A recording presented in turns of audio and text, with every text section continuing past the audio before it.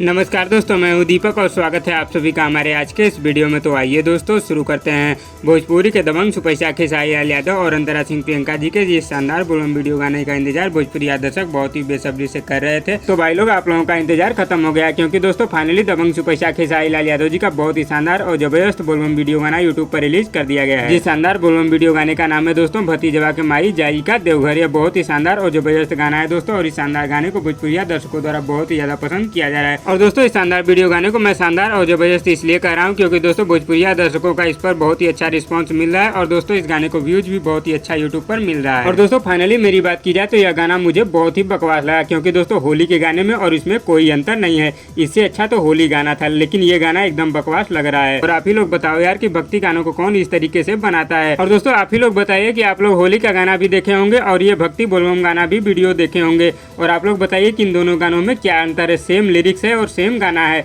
बस उसमें होली का था और इसमें भक्ति डाल दिया गया है थोड़ा। अच्छा यार, आप ही लोग बताओ कि भोजपुरी के ऑडियंस को वही रिपीट चीज पसंद है या फिर कुछ नया। दोस्तों खेसारी लाल यादव भोजपुरी इंडस्ट्री के बड़े सुपरस्टार हैं, और ये जो भी गाना गा देते हैं वो हिट हो जाता है। लेकिन दोस्तों खेसारी लाल यादव जी के इस बोलबम वीडियो गाने को गाने से पहले यह सोचना चाहिए कि उनका भी एक अलग स्टेटस है। खेसारी लाल यादव जी को ये गाना गाने से पहले सोचना चाहिए क्या यार वही पुराना म्यूजिक और पुराना लिरिक्स।